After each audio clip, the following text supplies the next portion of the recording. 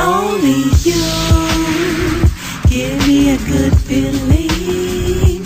I'll be a cavity, 'cause your love is so sweet to me. Only you give me a good feeling. I'll be a cavity, 'cause your love is so sweet to me. Yeah, you my boo. I love you, down to the root canal. In this carnival of life, you are my cotton candy. You are my sweetie, so my sweet tooth often comes in handy. I hate the taste of an argument patty. Shalom, Israel. How everyone doing? Welcome to the Search Engine International. And I'm your host, Brother Gocc.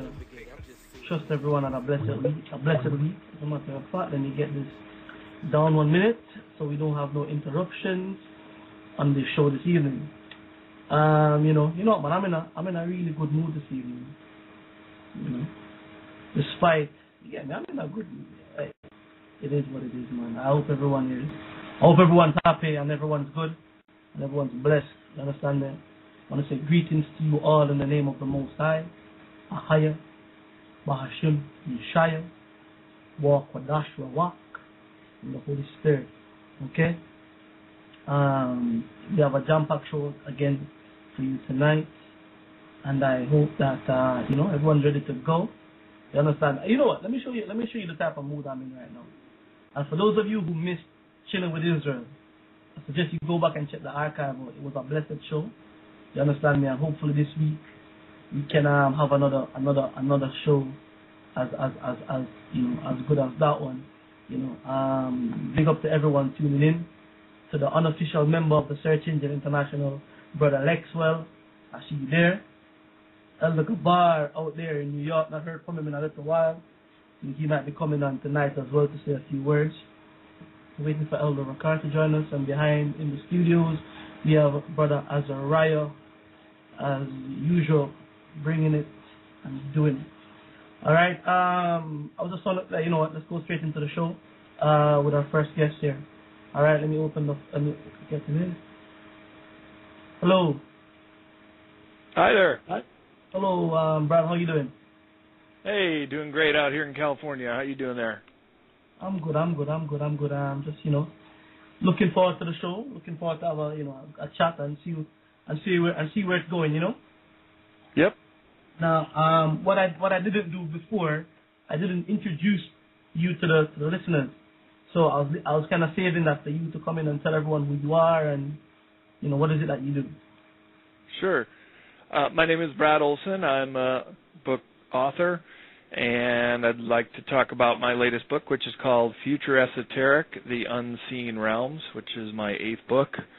And it's accumulation of over 4 years of research and is actually the second book in a series. The first book, Modern Esoteric: Beyond Our Senses, will be coming out in about 9 months.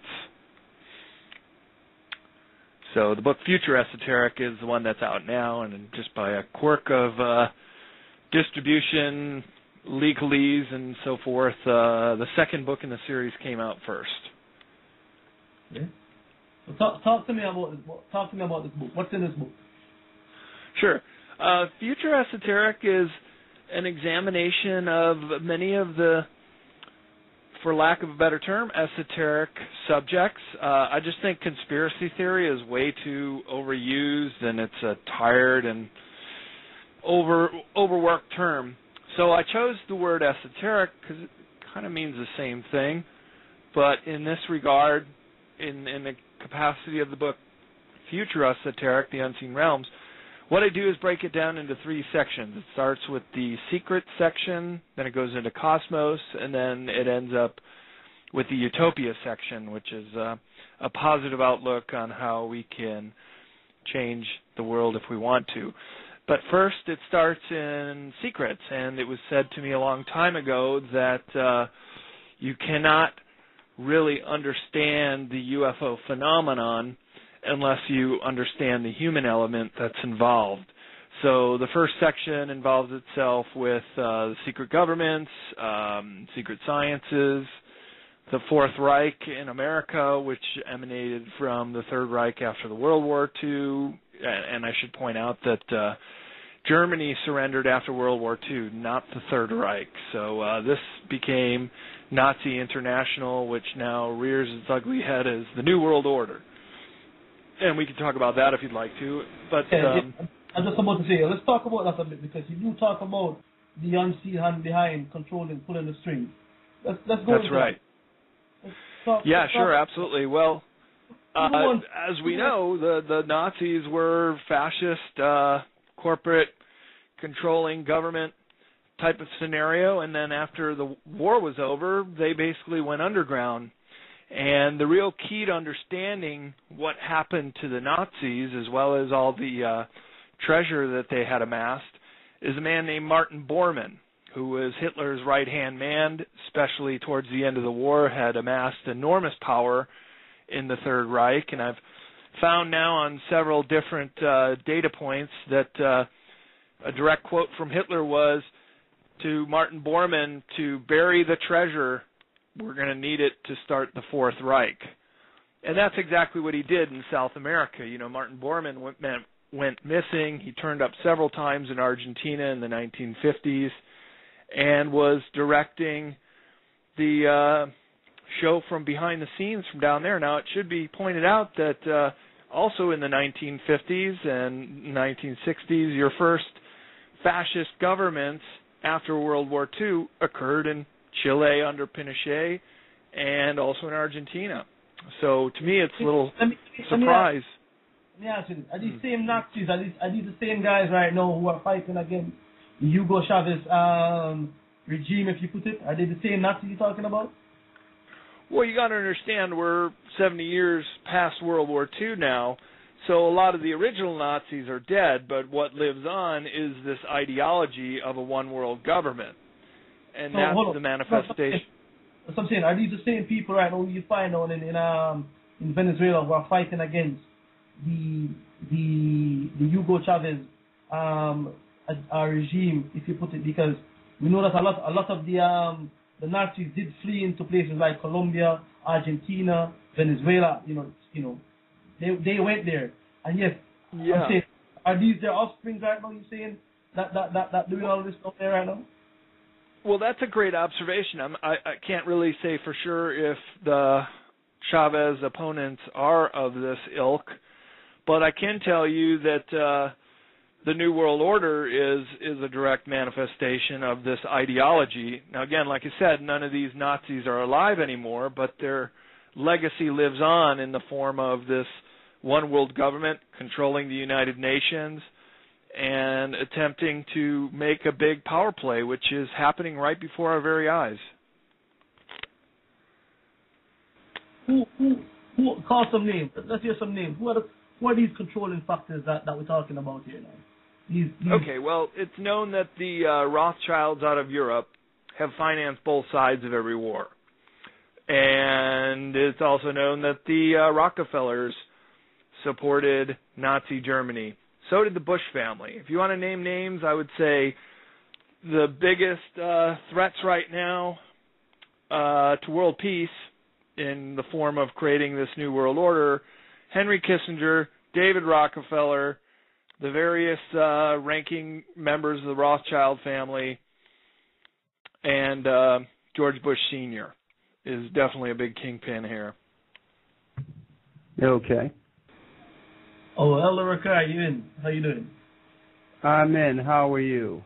I'm good, man. I'm good.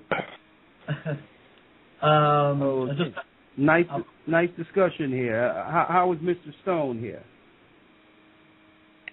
My name is Brad Olson, and I'm discussing my book, Future Esoteric, The Unseen Realms. Oh, and okay. All right. I'm sorry. Okay. I think I got my guests mixed up this evening. How are you? I couldn't help but listening, and Gabar told me to come on in. Oh, Mr. Stone is on next.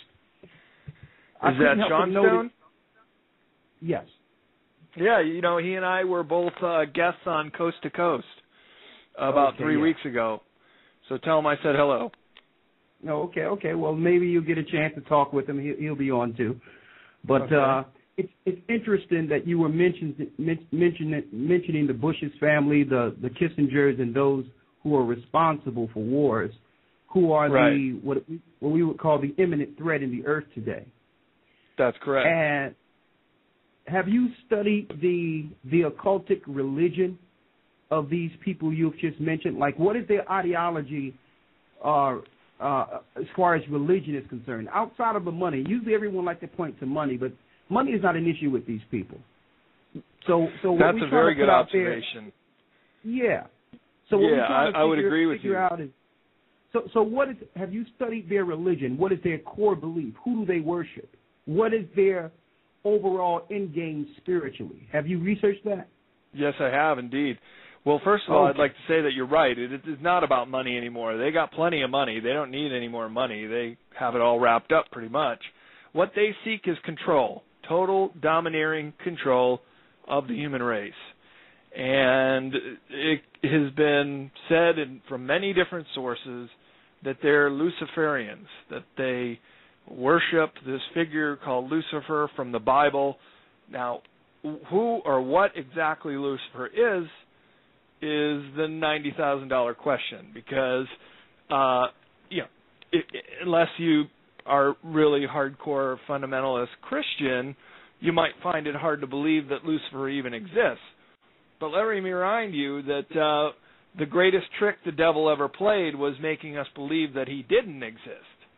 Mm-hmm. So if we examine it a little further, and let's just look at it as researchers, who and what is Lucifer, you find that he's tied in very closely to Satan, if not one and the same, a devil, demon, entity, such as that. Now, in the conclusion of Future Esoteric, The Unseen Realms, I make a connection, and I say that much of the content of Future Esoteric, by the way, has to do with ETs and UFOs and some of these agendas that may be coming from these entities. And by the way, the Draco Reptilians are very lizard-like with horns, and the Draco Prime, which are the top rulers of them and the gray aliens, have wings, okay? Now, my conclusion is maybe Satan/Lucifer is one and the same with these Draco Reptilians, which are reported to live underground, which have a legion of demons, a.k.a. the gray aliens that work for them, and which subtly influence human society. Now, how do they do that? Well, we've all heard of Satan worshipers or ceremonies where they can evoke this character to materialize during their ceremonies. Well, what I found in my research on the Draco Reptilians is that they're fourth-dimensional beings, and they're also highly telepathic entities. And what they're able to do is basically what we would call astral travel and leave their body wherever they are, usually underground, and get inside the heads of the main people who basically run this planet. And when you think about it... And I remember right before I performed, I raised my hands up, and it was kind of the first time I felt something else come into me. I don't want to blame him. I ask him to leave, but he can't. He's here for a reason. People have brought him out. People conjured him up. Now he won't leave. Somebody that's about to go to jail for months and that has never...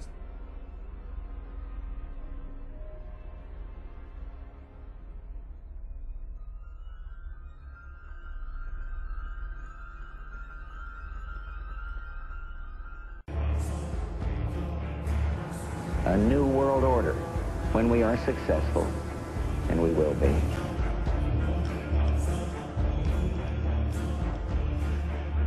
Planetary systems, all of our society and government and religion, everything is based on a very rigid hierarchy.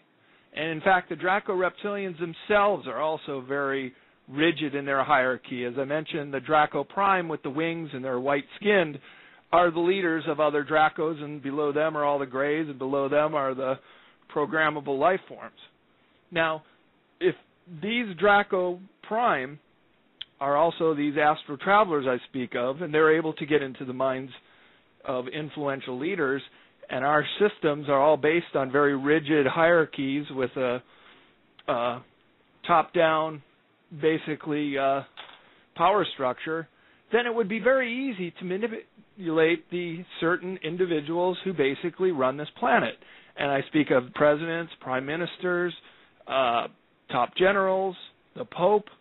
Think about it. These people, you could basically narrow it down to maybe a few hundred people call the shots that run the world. So if you did want to try to influence where civilization's going and policy, you just get into the minds of these people. And what that leads me, final point here, is the study of the archons, which have been mentioned way back in the Dead Sea Scrolls, the Nag Hammadi text, as well as certain cultures, such as the ancient Persians called them the jinn, and others have also identified them. Now, these archons come in two varieties. There's one that looks like an amoeba, and when I say it looks like, we can't see them in our narrow range of sight. You can see them with infrared cameras. And in fact, they do exist outside of our scope of perception, and they can be photographed. And they look kind of amoeba sponge-like, and they feed off of our anger and our fear.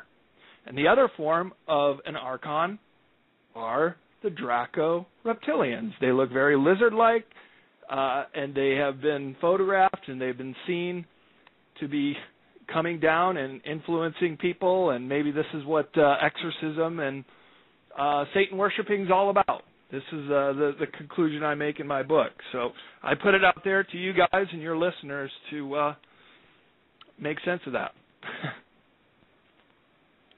Okay, well, thank you.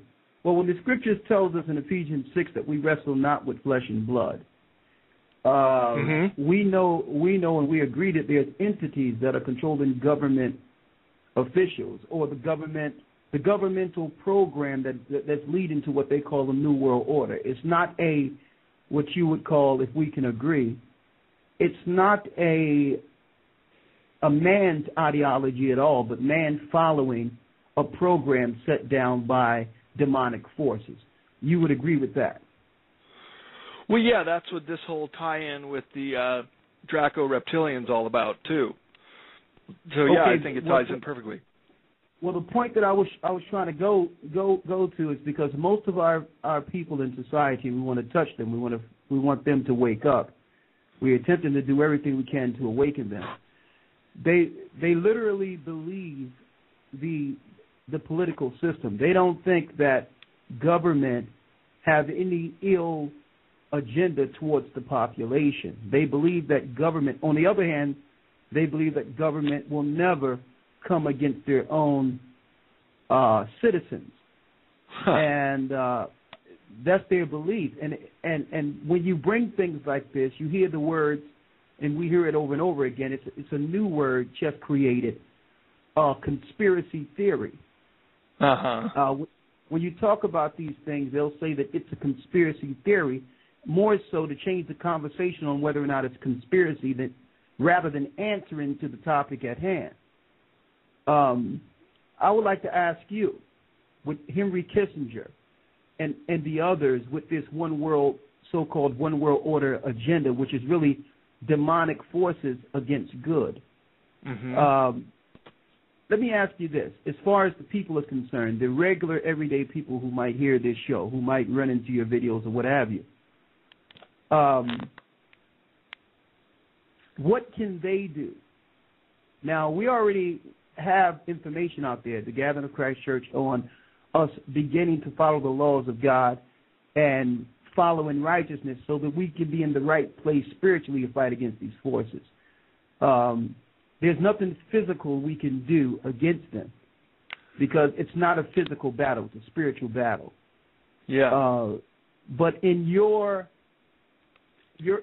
observations in dealing with the people, what would you say to them? What would you say, like, this is how you prepare against this battle that's coming? Because obviously the unseen will be seen very soon, quite soon. Yep.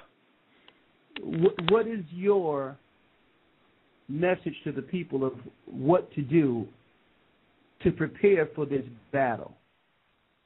Okay.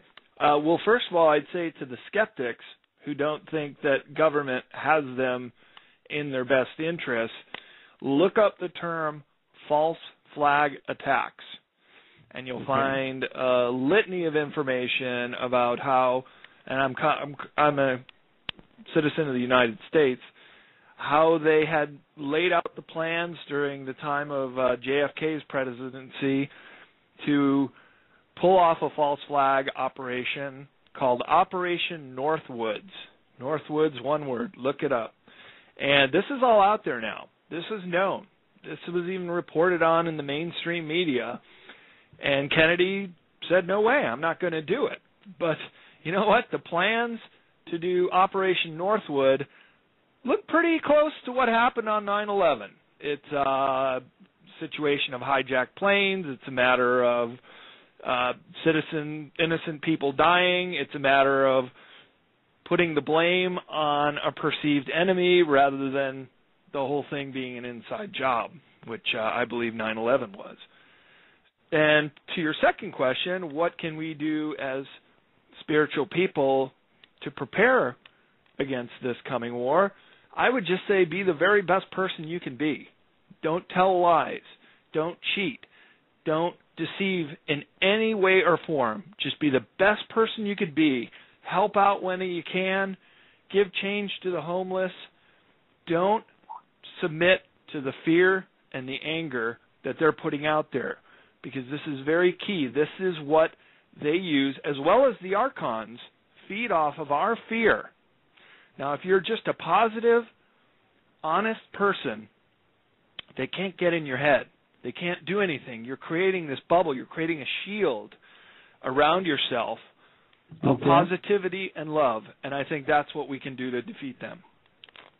Okay, well, that sounds similar to what the Bible tells us. Keep His commandments. Yep. Follow the Lord's commandments, and that's a good point. One other thing I would like to ask you before the other guests come on, there's so much information. I mean, we can go on for hours, but I would like to ask you this: as far as the religion of the so-called elite, okay? I did some research on them, and I realized it's an ideology, an old ideology of the worshiping of Moloch and the sacrificing of children as part of their ideology, and how they have set up a system in which they can get hold of your children and do things to them as their sacrifice to the gods. Have you studied their religion? Then, because I see a lot of children going missing. I see pedophilia going on at a high level amongst the high administrations, like what's going on in Penn State, how they're trying to hide the truth concerning that, not telling people that it's systematic, that there will always be children raped within these institutions. What do you say about that as far as their religious practices and how they have tricked the world into getting hold of our children? Hey, I'm really glad you brought that up, and this is very instrumental in understanding the big picture in all this. And on one hand, we can dismiss everything. We can say, oh, Moloch, Lucifer, Satan, come on. But I'm telling you, there is a direct correlation between the names of these entities and these Draco ETs who are at the bottom of it. And what do these Dracos like to eat? Human beings. You know what they like? Young human beings, before we get too toxified from our earth and the pollutions and eating this terrible food that we're given. So I know this is a very far out concept, but I just wanted to put it out there for you guys to think about. That Lucifer, Satan, Moloch are one and the same of these Draco reptilians. Where all these missing children go are direct to them. And they kill them in a very horrific manner, and they're eaten by these horrific entities. And they have to go. And we have to know what's going on, because like I said earlier, the greatest trick the devil ever played was making us believe he didn't exist. Well, it does exist, and it is real, and it is an entity, and we need to get them out of here. Okay, well, that leads us to the religious side of this, because I noticed during Christ's time, the disciples' time, when you read the New Testament, they give us key indicators concerning some of the things you're talking about. They talk about the fallen angels in the book of Jude. They speak about Enoch, the judgment of the fallen angels that's bound in hell. They talk about the forces that control government today. And that was part of the gospel that was taught before what we would call the Roman infiltration into merging paganism with Christ's teachings. Let me ask you this. Why is it, just give me your opinion on what you think, why is it that part of the gospel is not being taught in churches today?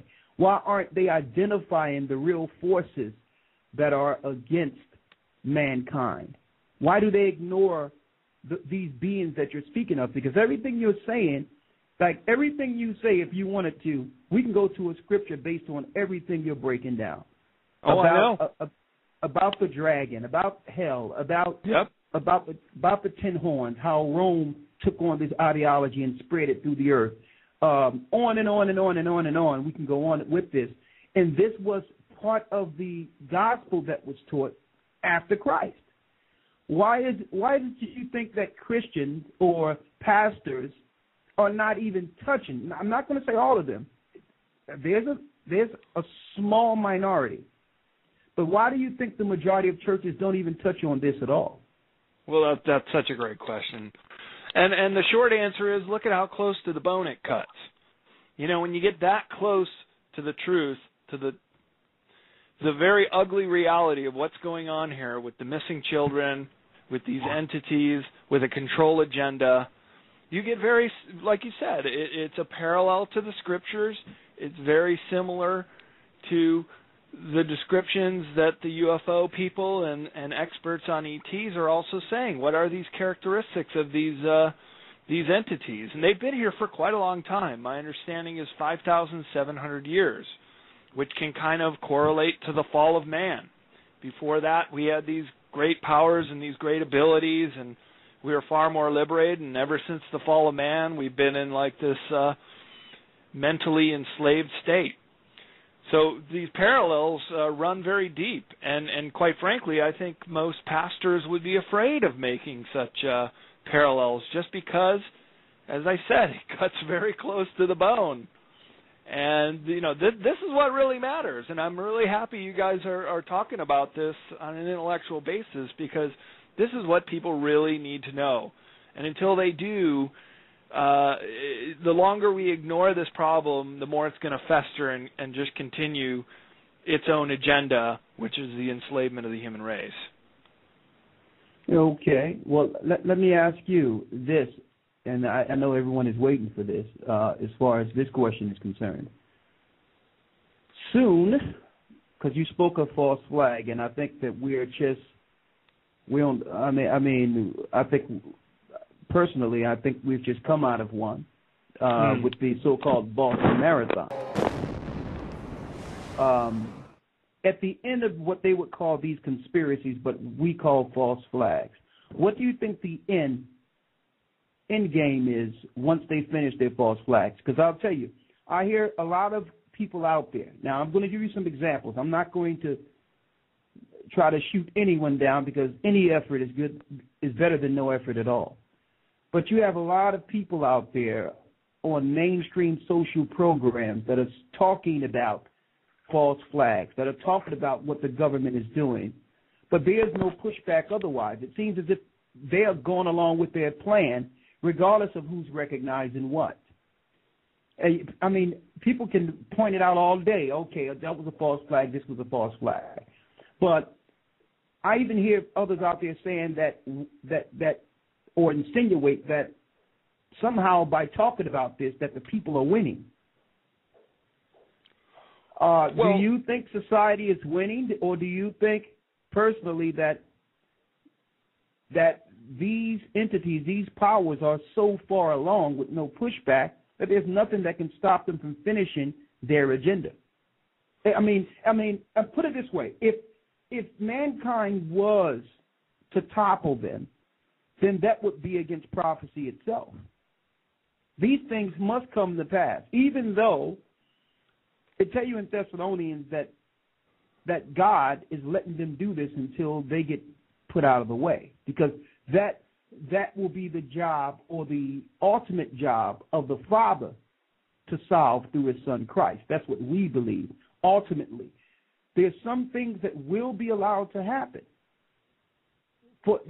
based on the downfall of society, based on how society was built from the beginning, and what goes around comes around.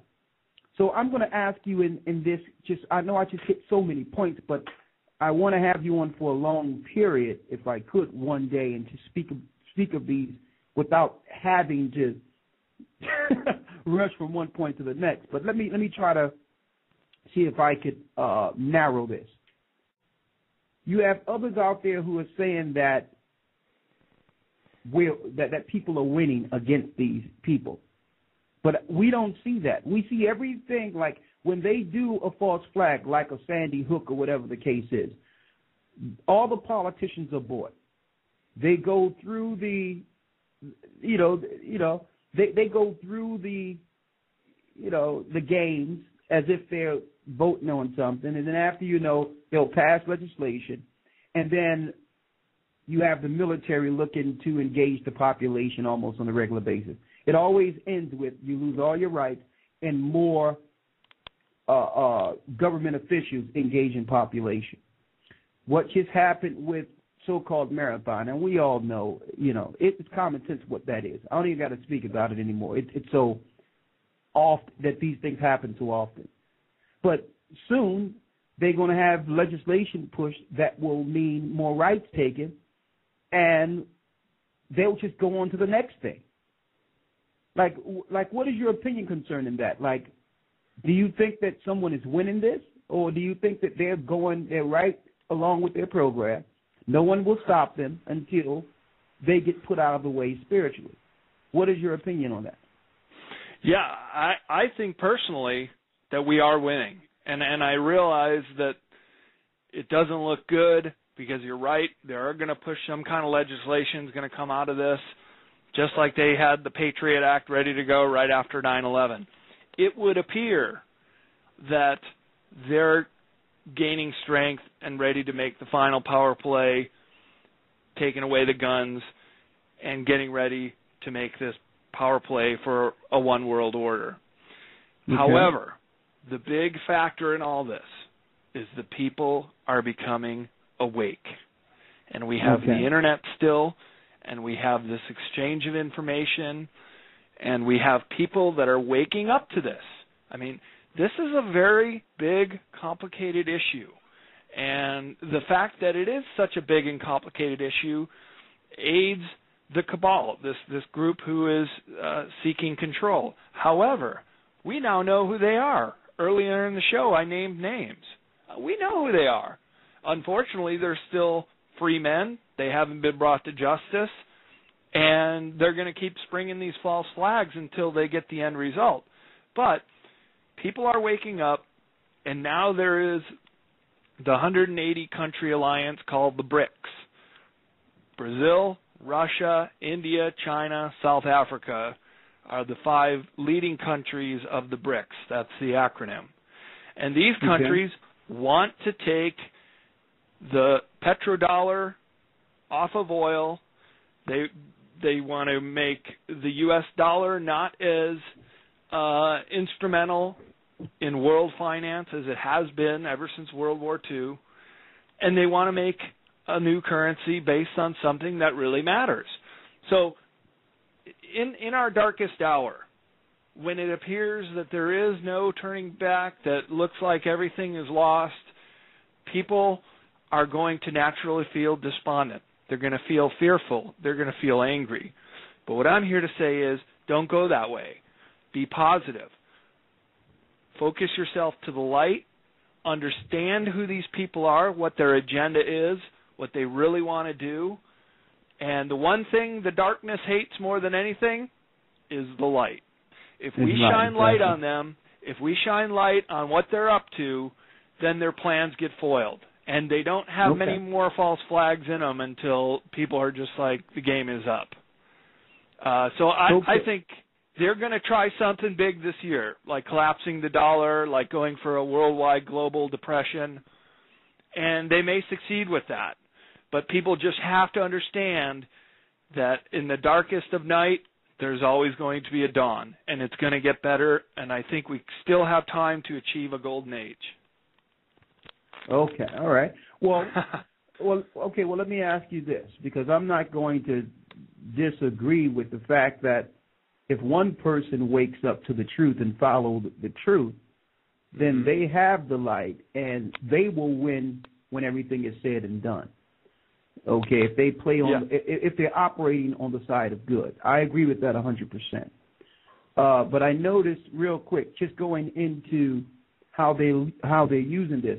Not too long ago, I've just heard right after this so-called false flag they had with the Boston Marathon, that they're now ramping up to prepare on the East Coast for the Super Bowl in preparation against such a thing happening at the Super Bowl. I've just heard this like a few hours ago. I don't know where this is going. I have no idea. I don't know if they're gonna do something at the Super Bowl. Wouldn't surprise me if they did. But all in all, with these false flags, brother, they're going to lead. Now, you were talking about an alternative currency. It's going to lead to them taking the rights of America. It's going to lead to them ultimately flatlining the economy, the world economy, and leading. It will lead to an electronic banking system. Now, you were talking about an alternative currency, but how would that be if the majority of the world cannot buy or sell and are transitioned? I'm talking about those who they know will not oppose their rule. They will be living under a new currency. We've been transitioned into an electronic currency that's coming through the biometrics, and I know you understand this already. Yeah. Yeah. So how do this what I'm saying is, based on what you just brought forth with this other currency, now I've heard that there's issues with the Bitcoin, how that's a bubble that's about to bust. Once because you know what they're going to do, they're going to flatline all economies. It leads to Revelations 13, where no man can buy or sell unless they have the mark of the beast and the mark of his name. And they're looking to destroy and kill anyone who understands this, because those are they who can spiritually fight against these satanic powers that rule the earth.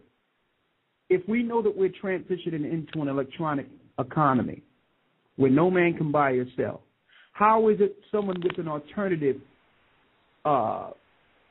currency, how they're going to topple, or how will we as a people make that an alternative currency when the majority of the world will have to buy and sell under this new system? Okay. Well, first I'd like to say, earlier when you mentioned where is this going with all these false flags, well, where it's going in their mind is total control under a police state. That's what they want. That's what they need to institute their program. Now, on the topic of money, I have a chapter in the back of Future Esoteric in the Utopia section called The End of Money, and I'm an advocate for ending money altogether, because there's no way you can get out of money having the power over other people, that it always is going to be an instrument to enslave others, to make them do things they don't want to do. And quite frankly, in this technological age, we don't really need them. We don't really need money at all. So I'm making a very strong case in my book that we should do away with money altogether. And then if we can do that, what it's going to do is yank the rug right underneath all these powerful elite, because that's what they use to control us. So, for example, the Rothschild family, which owns central banks in every single country of the world except North Korea, Syria, and Cuba, and Iran, sorry, not Syria. they have near complete monopoly control over the country's money supplies. So to end money altogether is totally to yank the rug right under from beneath them. And then guess what? We're all human beings again. Then we're all working to solve the problems that face the earth. Then we can start working unselfishly towards things like saving the oceans, saving the animals, preserving the atmosphere, getting rid of the oil companies. You know, that's the thing about some of the topics I bring up in Future Esoteric is look at what's at stake here. If these secrets were to come out, what we're talking about is free energy. What we're talking about is anti-gravity. What we're talking about is travel to the stars and planets in our solar system within a matter of hours. And what we're talking about is time travel as well. These things all tie into the UFO secrets. And if this were to come out, this is the biggest problem they have with it. It's not so much that you believe in aliens, or I do, or I call them Satan, is Lucifer, is Draco Reptilians. It's not so much that. It's the implications of where this technology is going to take the human race. And where it's going to take us is off of oil, coal, nuclear, never again. We could have gotten away from this 100 years ago with Tesla's technology. And where it's also going to take us is in new realms of healing and health. We won't need pharmaceuticals. We won't need the banking industry. So right there, I have just eliminated 3 of the top 5 corporate entities on the planet. Yes, of course, this is a threat to their power structure, because this is what it's based on: illusions, lies, control. And once we shine a light on that, they start losing their power. And they're like little cockroaches scurrying away when you turn the light on. And sooner or later, we're going to catch up to them, if not just mentally. See, I project in my mind, you do not have a right to do this.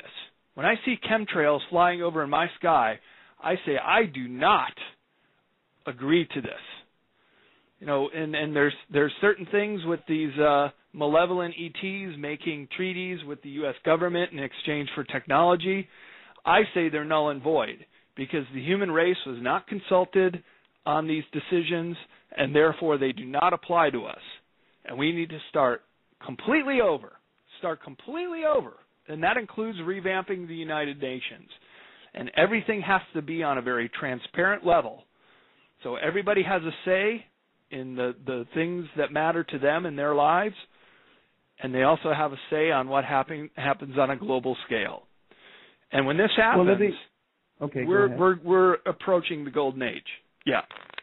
All right, now let me ask you this. 2 things. Before I go into this golden age that you spoke of more than once. Let's first talk about the fact that, okay, we all agree that we should come out of cash.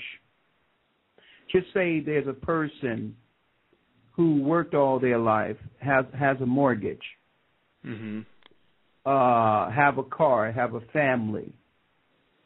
Things flatline in which if they can't pay those payments, eventually they're out of their house, they're out of their car, they're out of their means of living. You understand? Because in order for them to pay the bank, they would have to pay the bank according to how the bank needs payment. So if we're going to transition that way and I'm just going to use a small example. I'm that person with a mortgage, car, what have you. How do I transition? How do I become a person in which, okay, how can I operate without currency? Give me an example just of that. Sure. Well, first of all, it's not quite as simple as just saying throw away the money and all the things that go with it. This is a transitionary process to phase out of a money system to the resources we need. It's called a resource-based economy, and if your listeners want to look into it, the Venus Project has some very poignant possibilities of how to do this. So I mean, it sounds on the surface great. People are mired in debt right now. Look, nearly every country of the world has debt. Okay, well, I took accounting in college. If there's a ledger on one side that's a big negative balance, where's that positive balance? Well, I'll tell you where that positive balance is. It's in the pockets of the 1%, the richest elite. You know, that leak that came out a week or two ago about the secret accounts, the offshore accounts?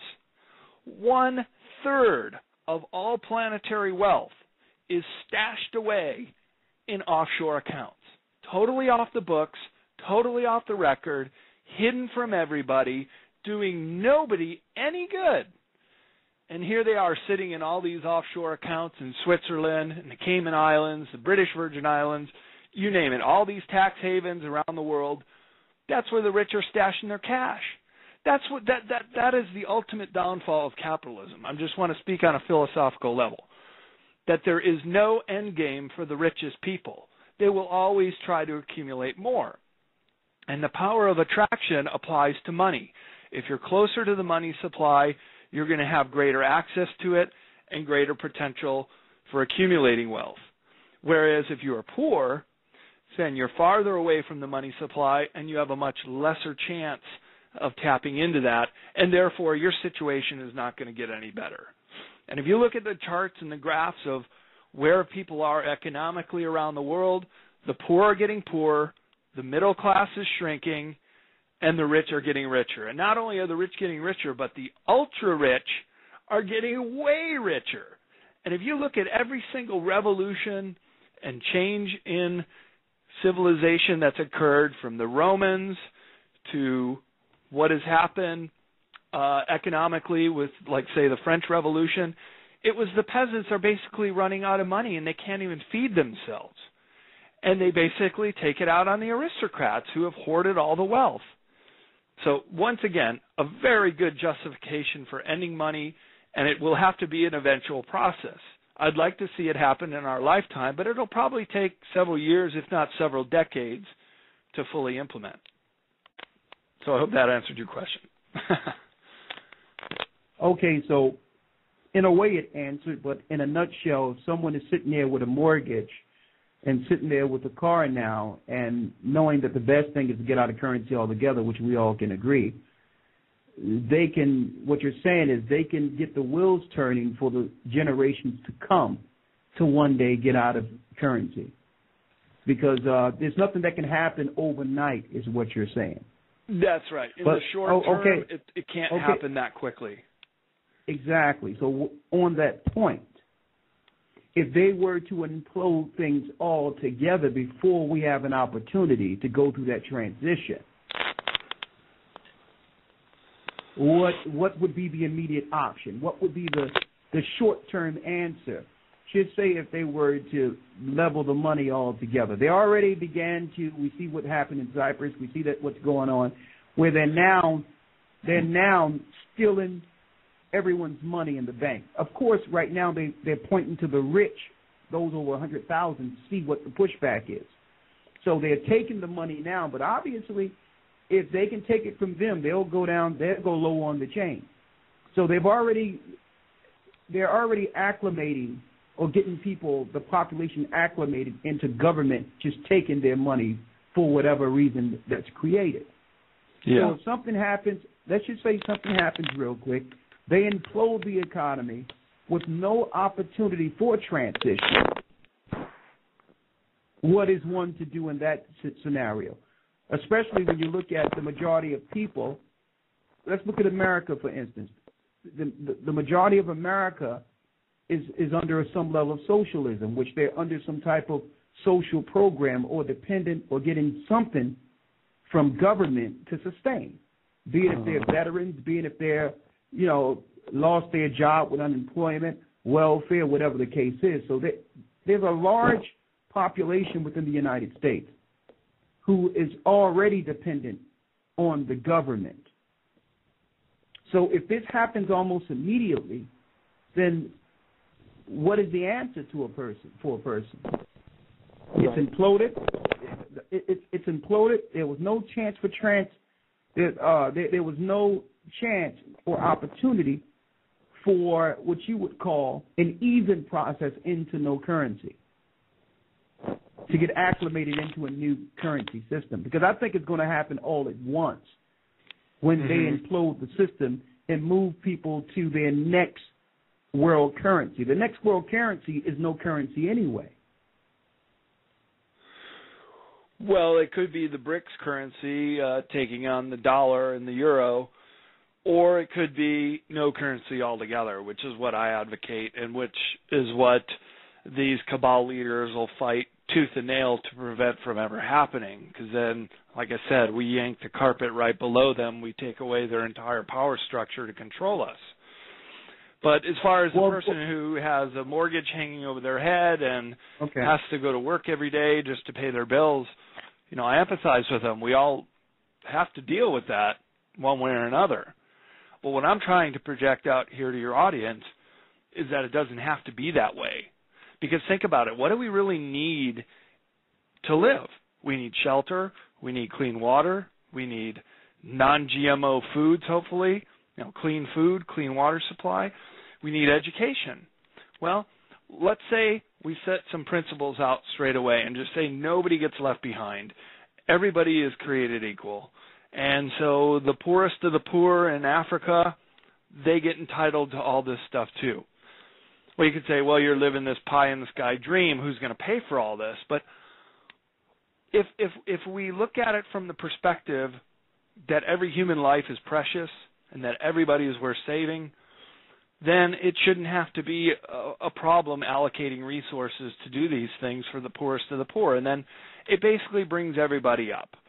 And it brings everybody up to the case that even a poor person could seek out an education and become a doctor. And this is what's called the meritocracy, that the merit of your actions will lead to your eventual success.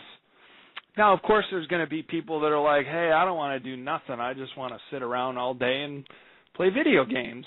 Okay, well, if you want to do that, you get to sleep in a dorm room. You still get all your meals. You can go to school as long as you want to. And if you have no desire to achieve anything in your life, then that's your free will. That's your choice to make. But I think if people look at this in a different way and they look at who they are and what they're really inspired to do, they'll voluntarily want to do whatever they can in their capacity. So, for example, if you have a mind for science, if you have a mind for medicine, if you have a mind for just helping people out in emergency situations, there'll be a spot for you to do that. And if you do it, then through the laws of meritocracy, then you get rewarded. So you move out of your dorm room. Let's say you go to Haiti and help out with earthquake relief for a year. You move out of your dorm room when you come back. Then you get a studio apartment. And then you think, I probably wouldn't mind getting married and maybe having a family and moving into a bigger house.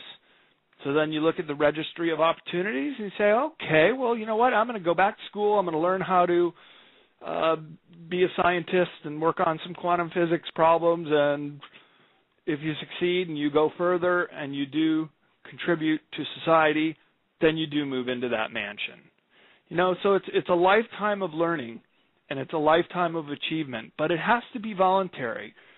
People do not achieve their highest when they're forced to go to a job, when they're forced to do things they don't want to do. But if you did it voluntarily and you looked at it as in a bigger picture, like here I am helping people, there are great rewards. And I think you as a Christian would understand that there are great heavenly rewards for those who help, just as there are damnation for those who are out to hurt and destroy. So we just need to redirect our mind frame. First of all, the first step is just people to understand that no advanced civilization in the ET realm that I'm aware of uses money anymore. It just doesn't happen. It's very much an earth-centric type of notion that we would even have money. And in fact, it's quite a joking matter that we do it. and we abide by it, and everybody thinks that has to be the way. It does not have to be the way. And I would like to see the beginning of implementing a world without it. So I hope that answers your question.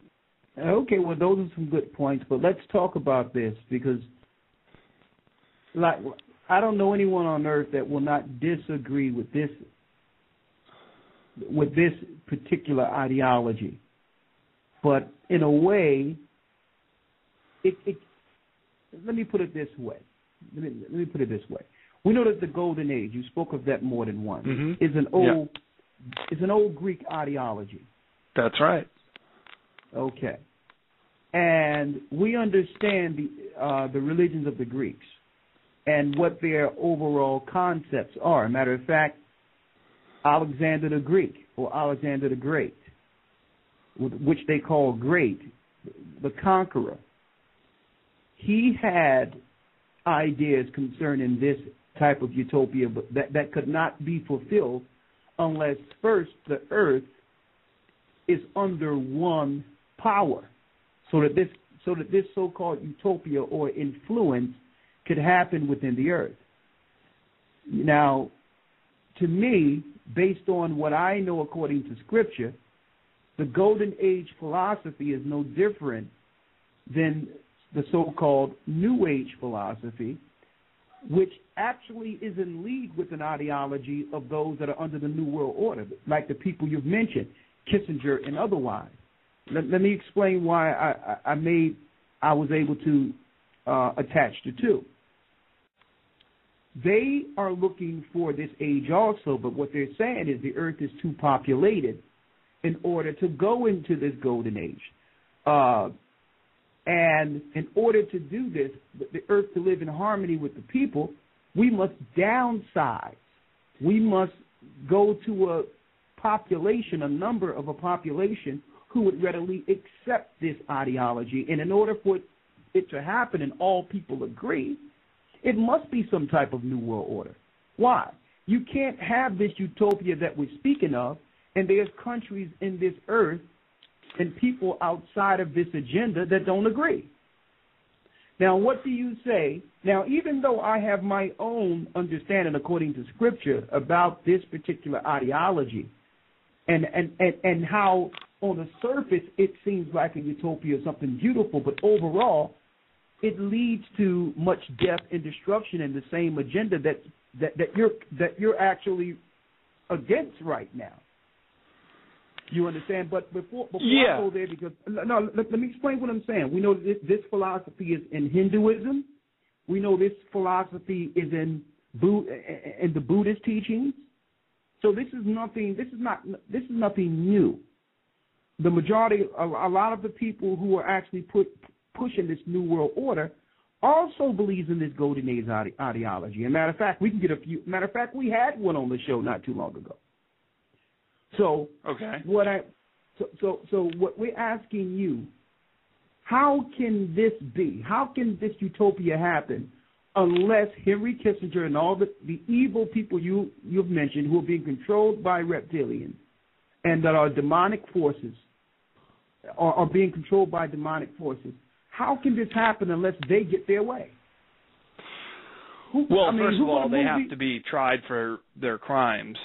So until they're arrested. Now we're talking. Okay. Yeah, until Henry Kissinger, Bush Sr., and the perpetrators of 9/11 and other atrocities are brought to justice in a world court, which is very transparent, these guys are going to keep doing the same thing. I mean, it's going to go on and on and on. There's no doubt about it. That's their MO. So do you believe that these people will be brought to trial, will be brought to court? I sure hope so. They certainly deserve it. But remember, these are still the controlling forces of the world, so they're very hard to get at. And once we go after them, we have to get it right the first time. But in order to do that, don't you need some level? Don't you need an alliance? Don't you need people with the same ideology and understanding? Don't you need people to be on one page concerning what you're talking about? Well, of course you do, but you got to understand these same controlling forces also control the media, which is incredibly mesmerizing, hypnotic, in fact. Richard Nixon said famously in the 1970s that the American people won't believe anything until they see it on TV, and they control TV. You can't get a story on this out there. You know, it's amazing that we can even have this discussion, but that's where things are changing. That's why the alternative media and social media are gaining such great traction, is because people are waking up to the fact that they have been lied and deceived for quite a long time, and they're fed up with it. And they see what these people are up to, and they're monsters. You know, they are in bed with Satan, and it's horrible. It has to end. So by, first of all, bringing these people to justice and letting the world know what they were doing and what they perpetrated, and giving them a fair trial, you know, it's not worthy of us to just go and lynch them in the streets, because, you know, that's doing to them what they would do to us. But instead, putting them in a transparent trial, making it available for all to see, and then we can move on. And I'm telling you, once they're gone, or at least these main perpetrators are in jail and can't be pulling the strings anymore to keep this fear agenda going, things are going to change for the better. Then we can start having a very rational discussion about whether or not money is even worth keeping around anymore. And I think the end result is it's not. Let's get rid of it. And then we can bring everybody up. And you know, the number one thing has to be, and this is my second chapter in the Utopia section, is called the Age of Transparency. Everything has to be transparent. You can't lie anymore. And here's the thing. Once you start becoming the best human being you can be, which I outlined earlier in the program, then you start seeing things for the way they really are. And lies don't work anymore. And let's face it, once you come to the great realization, for example, that 9/11 was an inside job, and you've done your homework and you've done your research and you've come to this educated conclusion on your own, there's no turning back. You will not believe their propaganda anymore on that subject, for example. You will not believe anything they say. In fact, the more they try to prop up the old false notion that it was 19 Arabs with box cutters, the more ridiculous it seems and the more exposed they become, because their entire lie agenda is now out there in the open and being exposed. And when individuals wake up, there's no turning back. And that's when we start approaching this critical mass. The critical mass analogy is the 100th monkey effect, which was a study that was done in Japan in the 1950s about monkeys in one island that started washing their potatoes, and then all of a sudden on other islands with no contact with the other monkeys, they all started doing it too. So it's a form of collective consciousness that seems to pervade species, including the human race. And once enough people, and the number is 10%, once we get a critical mass of 10% people who are awakened to this agenda that's being perpetrated on us, that's it. It's game over. And I think we're very, very close to reaching that, because more and more people I know see right through it. And I see right through it, and I think you guys see right through it. Well, those are some good points, but it still goes to the fact that if you're talking about trials for these criminals, these satanic criminals who are sacrificing children, who are preying on the poor, who have control over property, who have control over the bank system, the financial system.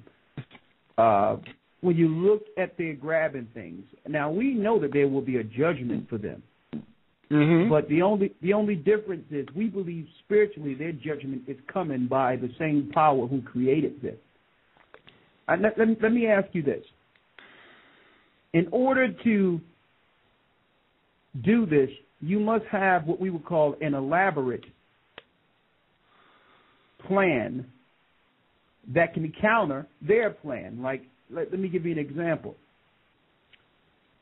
You need an institution. You need some type of leadership established. You need to be able to battle them on the level they understand. That's right. So you're not going to do this to them without a standing army. Well, it's my understanding that most of them are just little old men. Let me Henry say Kissinger. what I'm saying here. I'm not talking about those men, because those men die off and that ideology stays the same. It goes from generation to generation. It's an old ideology, which is just being continued through their children. Right. So this is what I'm asking you, because who cares if these guys are tried? They may die tomorrow and the agenda will go on. In order to deal with this, according to what some of you, like yourself, are claiming that need to happen, and no one will disagree that these men need trial, you need organization. You need what they understand, which is a standing army, because if anyone try to come against them, they have the army, they have the power, they have the resources, the technology to destroy you without hand. Yeah, so they have a lot of dirty tricks. Yeah, exactly. So this is what I'm going to ask you. How is this realized? How will this be? How can you get an organized number of people that could actually accomplish this standoff or this overthrow, which is what you're speaking of? Yeah.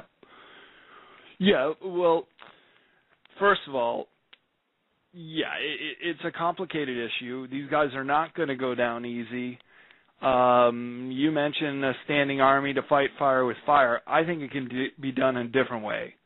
I think what needs to occur is to have a complete dossier on all their crimes, have the court case pretty much ready to go, and then you have to arrest them all at the same time. You can't go for a couple of them and tip off the others, because they'll have contingency plans to wreak all kinds of havoc. So we got to get them all at once. And if we can do that, and just imagine what a headline that would be.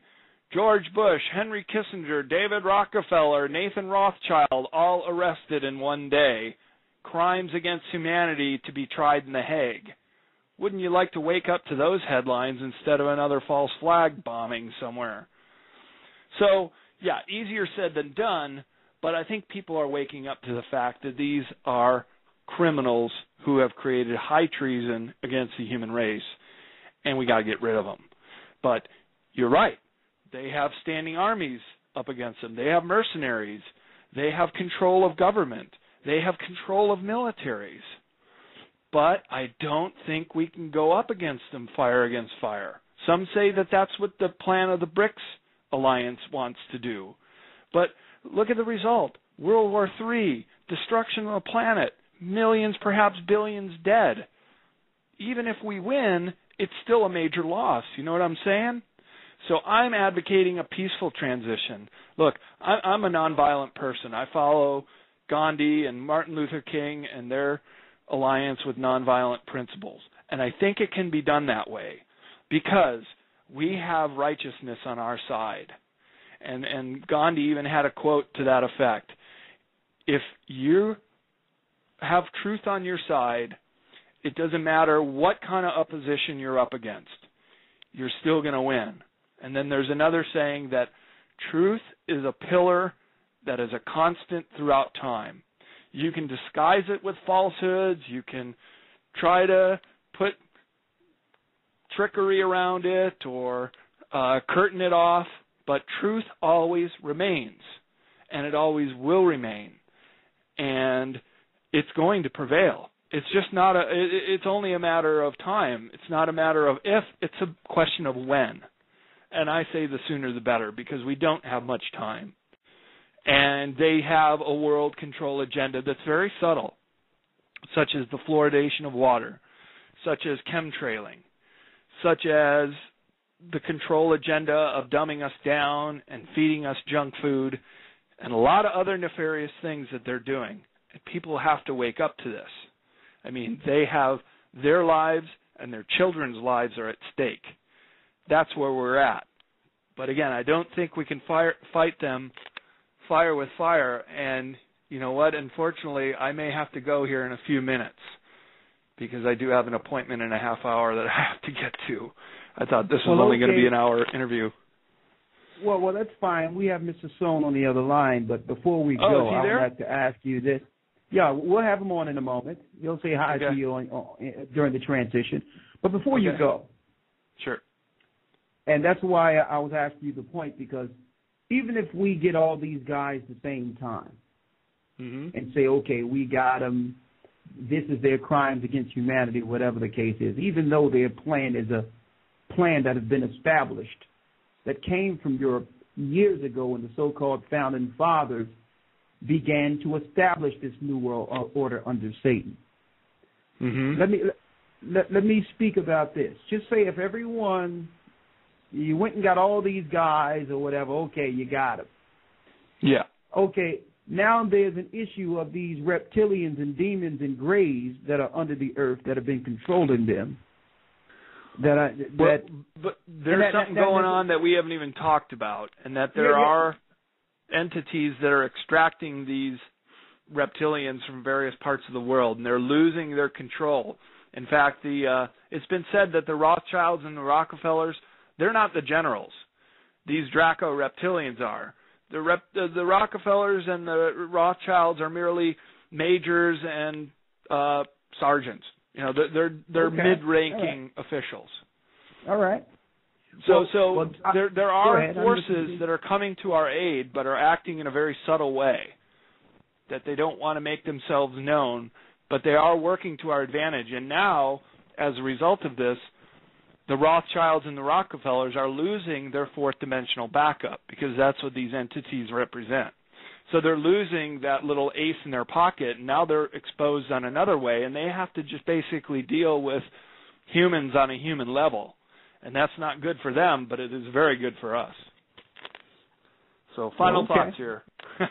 Well, all right. Well, I mean, I just wanted to ask you a few things concerning this, and you did bring some key information today. While we don't agree on everything, and I think that one of the biggest mistakes we all make is not hearing each other out, not hearing the key points that we can draw from that links to our core beliefs. And see, that's a point of being able to discuss things without debating and fighting all the time. The infighting, I think, is what they feed on.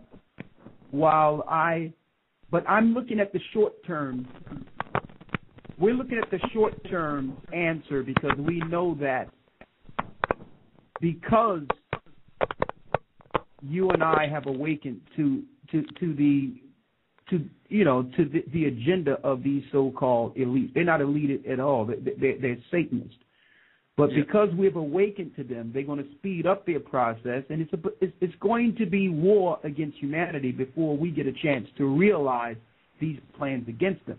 But all in all, I believe that whatever they do, that a change is going to come. It's not going to come through a golden age. It's going to come out of the sky.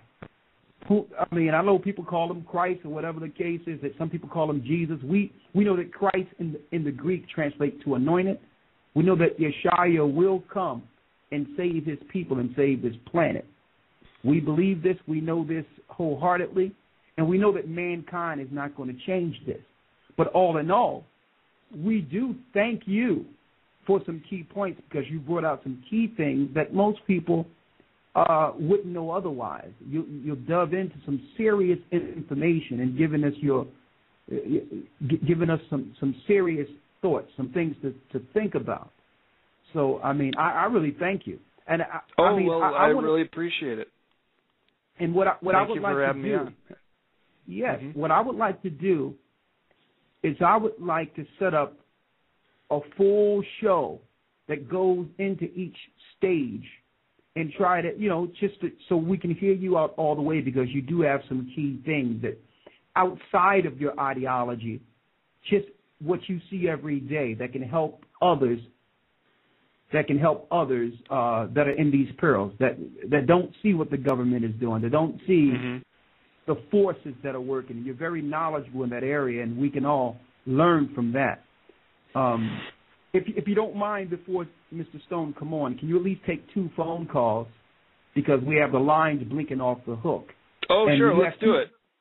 Okay, so I'm going to yield, and we're going to open up the lines for at least 2 calls, and I want to thank you again for coming on. Oh, well, I appreciate it, and definitely, let's do it again. Okay, my name is Brother Ricard, and it's been a pleasure speaking with you. As well. Thank you. All right. Everyone, you know where you are. Listen to the Search Engine International with me, Brother Gocc, and Brother Elder Ricard. We're going to open some lines here. The guest in the studio tonight is Brad Olson. Excuse me. And we do have all of his Sean Stone coming in a minute. He's here in the studio. We're going to open the lines and take some questions. The lines are lit up. All right, let me go first to the first call. Let me go to Elder Gabar in New York. Shalom, brothers. Can you guys hear me? Loud and clear. How you doing? Pretty good. I believe Mr. Brad Olson. How we doing? Hey, I'm doing great. How you doing? Pretty good. Yeah, I want to touch back on Hitler real quick. Sure. Most American people that especially those that the Ku Klux Klan and the people of the Aryan race supporting Hitler believe that Hitler was a Christian, and many of them, they are in America. They swore the allegiance to America and to the Bible and things of that nature. But from my research, is that Hitler was into this concept of a superior race, going back into the esoteric knowledge of outside entity creating a pure race, and he believed that the German people were that pure race, and they have to they were the ones created to rule the world and things of that nature. Is my assessment correct on Hitler, that he was not a white Christian racist? He was more took it beyond just the skin color, but felt that the German Aryan race, or the Aryan race, were in fact the pure race of created by these outside beings. Can you touch on that? Sure. Well, the Third Reich came in contact with incredible technology 70 years ago, including UFO-type crafts, including time travel devices called Bell. I mean, we didn't even talk about the first 2 sections of my book really that much, and one of the chapters is the Fourth Reich in America. So so we've got so much more material to cover. But as far as Hitler goes and creating the master race, well, that's the cover story. And just remember the old saying that history is written by the winners of wars. And if the Third Reich had been victorious, we wouldn't know anything about the Holocaust. We would only know their perspective and so on and so forth. And then, we'd be led to believe that this master race is here to save the day. And I mean, I'm half German and half Norwegian myself. So if anybody would have been in this master race, it would be me.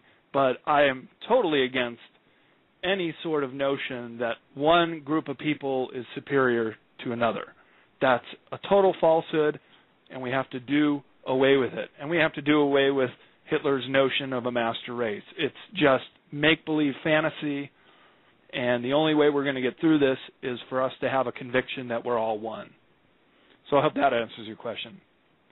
Yes, it did. Thank you. So he had that point of view that the Aryan race was that pure race created by some form of Anunnaki or some life force.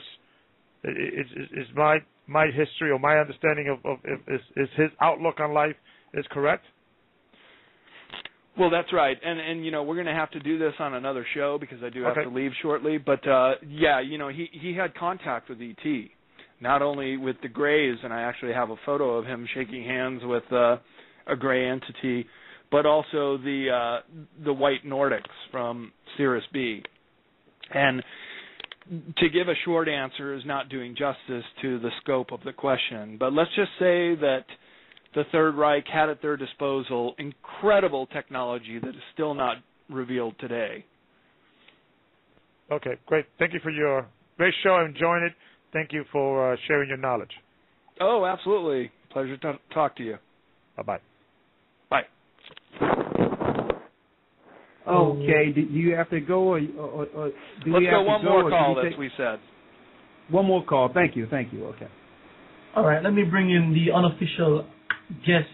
I mean, the unofficial host of our presenter of the search engine, Mr. Lexwell. Hey, how you guys doing? Good Hey, one. doing good. Lexwell, how you doing? Hey, pretty good. Hey, Mr. Olson. Can I ask you a couple questions? Like, Sure. based on what you've been talking about today? Yeah, absolutely. Yeah, have you seen John Carter, the movie, John Carter of Mars? No, I haven't. Okay. Just for the research that you do, you should probably see that movie, just to see what you get out of it and all that stuff. Okay. You said, you believe, that Satan, Moloch, is probably one being most likely, and that he mostly, the idea that he might control these quote-unquote UFO people. That is something that you I said don't know earlier. if I would say he controls UFO people. I would say that he controls the top cabal mindset who worship him. So it kind of makes sense when you say that the Rothschilds may have some penchant to worshiping Lucifer. In my mind, that says, well, they've done these satanic rituals and they have evoked him, and he manifests himself. But, these Dracula reptilians have a lifespan. They're not eternal. They die, and then they're reborn, and then they have families, and they can live several hundred years, much longer than we can. Just briefly. But they roll over, so one replaces another after a while. But I think their control agenda has remained the same for at least a few thousand years since they've been on the scene here on Earth. Right. You focused on love and hate earlier. Mm-hmm. Okay. Are you aware of something called lush energy or lush energy? I think I've heard that. When you Google the word lush and then energy, they have things that come up towards the nature of generators. A way to collect lush energy, which is I would hope that you would be able to give a definition, but basically, like what the definition is supposed to be is the energy produced by vibrations of negativity. So I was hoping that you could go more into that for the show, but off the negative emotions of a person, you mean? Right. Mm-hmm. Yeah. But okay, how about this? One last question, and this is for both of you, Mr. Olson and Elder Ricard. There was an attack. We believe it was a false flag. The place of attack that was center stage, so to speak, was the two flags of the Muslim flag, the crescent moon and 5 stars, and the attack below the flag of the Catholic Church or Catholicism. I was wondering if either one of you or both of you, in your own separate statements, could explain the 5 stars that have to deal with the Muslim Empire, and if one of you could explain maybe the connection between the Catholic and Islam, maybe the Dodi Fayed stuff and the Princess Diana stuff. Brother, do you want to start with that? I'll yield it to you. You got it. Okay, this is news to me. I think you're referring to the Boston attacks. Right. And I'm yet to call this out as a false flag, even though all the signs seem to indicate it was. I think it's still a little fresh. But things that are coming out, they like to seed us with these little coincidences, such as the flags you mentioned, or I think I read today that the first bomb occurred at the address was 666 was the street address. So little things like this, they love to do that. They put things in the Hollywood movies, such as the map showing Sandy Hook in the Batman movie, which also showed a scene of Aurora. These are part of it, and this is what they have to do. They have to show some level of exposure that they're making an announcement, that they're actually putting it out there to the world. This is who really did it. And this may be on a very subtle, energetic, maybe a lush energy level to, once again, keep us afraid, keep us fearful, to make us want and desire for the government to come up with more reasons to take away our rights. And again, like I said, what they're moving towards is a complete dominating police state. And everything that happens, you can see us getting a little bit closer every time. And you mentioned hate and love. We have to embrace love. As difficult as that may seem, you guys know that Jesus preached, love your enemy, and that's what we have to go by. You know, we have to project love on these people that are doing it. It sounds totally non-intuitive and counterproductive to do it, but this is the one thing. This is the light shining in the dark. When we do that, and look, there's nothing wrong with being upset and realizing to the level that we have been deceived by all this. But you can't let that change your emotional state. You can't let that bring you down to being a hater. You have to turn it around, just like Jesus did and said, you got to love your enemy. And that's part of the solution of how we bring these guys down. Did that answer it? Hey, hold on. Let me just jump in real quick, Brad. All right. I know you have to go, but there's one more call in the queue that we just want to take before you go and let the listeners know that Sean Stone is in the studio. I don't know. Let me let Sean come in and just say a quick hello to yourself. Hey, Sean, sure. You there? Yeah, I'm here. Yeah, go ahead, man. Brad said you was on posted you 3 weeks ago. You know, just say a quick hello. And then hey, Sean, how you doing, man? Good. How are you? It's Brad. Hey, good. You know, here we are on another radio program back to back. Yeah. So I'll let you delve into all the things about the spiritual world, like you talked to George Knapp about a few weeks ago. But these guys ask great questions, and you said in Facebook that you got my book, so you know where I'm coming from. Yeah, I haven't read it yet, but I want to. Okay. I got a hold of it. So hear me? That's the step. Yeah, can you hear me? Let's take one more caller before you go. This brother been here waiting since the beginning since he came on. Let's get the caller in, and then we transition into the next segment of the show with Mr. Stone. Okay? Is that okay? Sure. Yeah. Okay, let's go to Brother Kamal with a question. Good evening, guests, shalom, brothers and elders. I just wanted to ask a question. It's obvious that, Mr. Olson, you have an open mind, and you said that you've studied some things in Scripture, right? Is that correct? I wouldn't call myself an expert in the Scripture, but like most people that brought up in this country, I'm aware of the Bible and Scripture, sure. Okay, just two quick points that I wanted to make. You said you've gone into the Dead Sea Scrolls, but have you really exhausted the abundance of scriptural information in the Bible? And not just the Bible, but biblical texts associated with the Scripture? You know, I believe in being totally honest, and my honest answer is no, I haven't. And I probably should. Okay. And you're right, there probably is a gold mine of information there.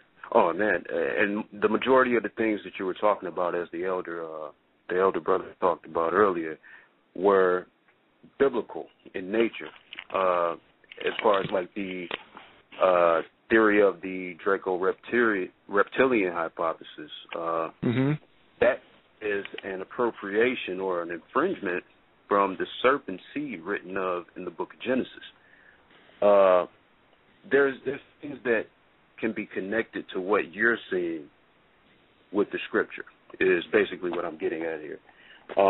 When you spoke on, Hitler and the Fourth Reich, going into hiding, there was always battles where the so-called loser of the battle went into hiding in Scripture.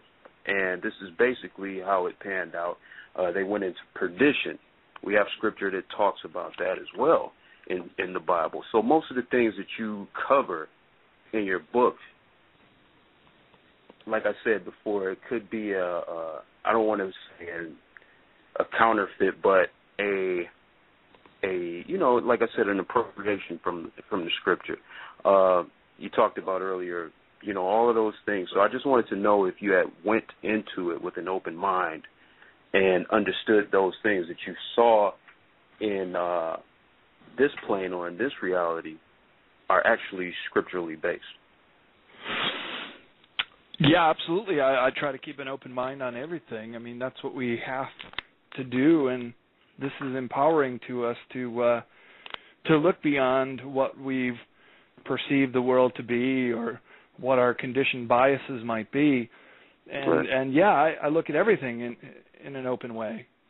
I just want to encourage you to, if you have picked up the book, go back into it and get understanding from that book instead of, and like I said, it's obvious that you've read many books, but it would also help if we just focused on one book at a time and exhausted all the information from that one book and then moved on to the next topic. It works a little better for, people to do it that way. If we really think that we're going to take down these people who are not going to willingly give these things away, resources, economic stability, whatever you might name, there is some point where we have to see what is the end result of all of this. And you can only find that in one book. Yeah. Okay. I will. So just take that with you, brother, and I hope that you do well. And just wanted to tell you that we're praying for you, and I want to say shalom or peace to all you brothers. Hey, thank you. I appreciate that, man. All right. All right, man. That's Brother Kamal. Brother Kamal, could you just hit one for me, please? I'll put you back in the queue. And I'd like to say thank you to Mr. Brad Olson for taking his time out to come onto the show.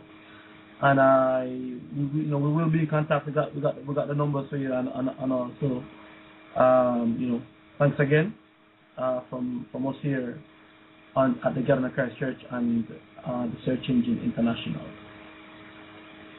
Hey, it was great to be on your show, and let's certainly do it again. And Sean Stone, take it away. Okay.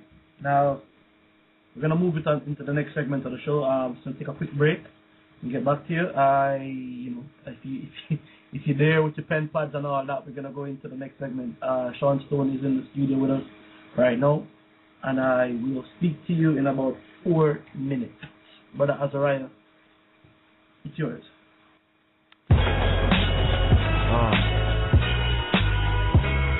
Yeah. It's the perfect storm on the horizon. If you wise in, you might want to rise in. Pack your bags up. The elements in the sky's about to act up. Stick around, but you bound to get jacked up. I spit the facts, so prepare for the attack, bruh. It's this white, black.